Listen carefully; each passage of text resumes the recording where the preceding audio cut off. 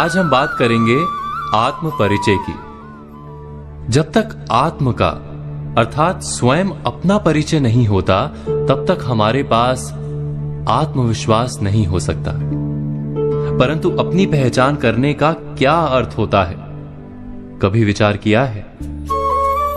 सोचिए, जब कोई आपसे पूछता है कि आप कौन हैं, तो क्या उत्तर देते हैं? कहते हैं कि मैं इनका पुत्र हूं, मैं शिक्षक हूं अथवा सेना में जवान हूं, चिकित्सक हूं अथवा व्यापारी हूं, या पुत्री हूं, उसका पति या पत्नी हूं, उसका पिता या उसकी माता हूं। हमारा परिचय सदा ही किसी अन्य के कारण होता है।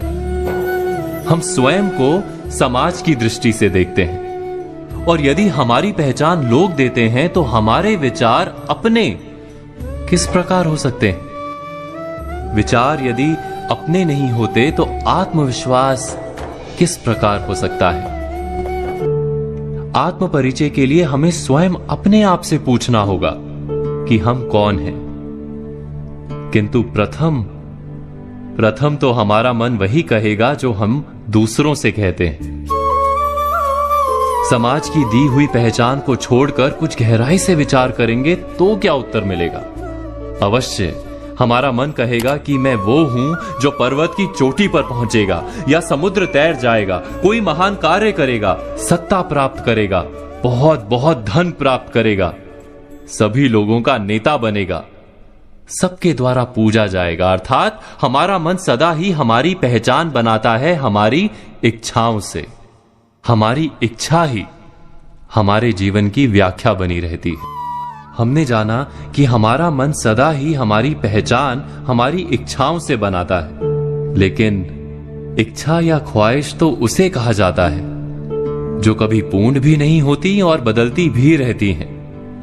यदि हमारी पहचान हमारी ख्वाहिश और इच्छाएं हैं, तब तो हमारी पहचान भी सदा अधूरी और अपूर्ण रहेगी। क्या ये सत्य नहीं? तो वास्तव में हमारा परिचय हमें कैसे प्राप्त हो सकता है? हमारी पहचान वास्तव में ना वो है जो समाज हमें देता है, ना ही वो है जो हमारी इच्छाओं के कारण हम ओढ़ लेते हैं। कुछ और गहराई से विचार करने पर हमें अपनी पहचान मिलती है। हमें अपना हृदय उत्तर देता है कि मैं निडर हूं अथवा भयभीत हूं, मैं आलसी हूं अथवा कार्य करने वाला हूं, मैं आसक्त हूं अथवा उदासीन हूं, मैं बंधा हुआ हूं अथवा मुक्त हूं।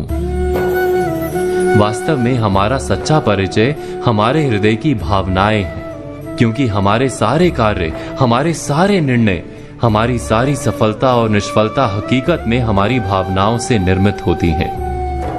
क्या ये सत्य नहीं? जब हम अपना सच्चा परिचय प्राप्त करते हैं, तब हम अपने भीतर आवश्यक परिवर्तन भी ला सकते हैं। बुद्धि पूर्वक निर्णय कर सकते हैं कि क्या प्राप्त करना है और क्या खोना है। उसके बाद हम वास्तव में कोई भी कार्य करने के लिए आत्मविश्वास के साथ खड़े हो सकते हैं।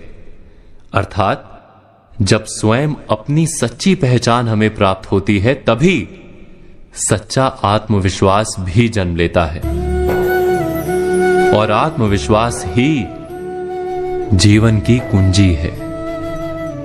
इस बात पर आप सब मनन, चिंतन और विचार अवश्य कीजिएगा।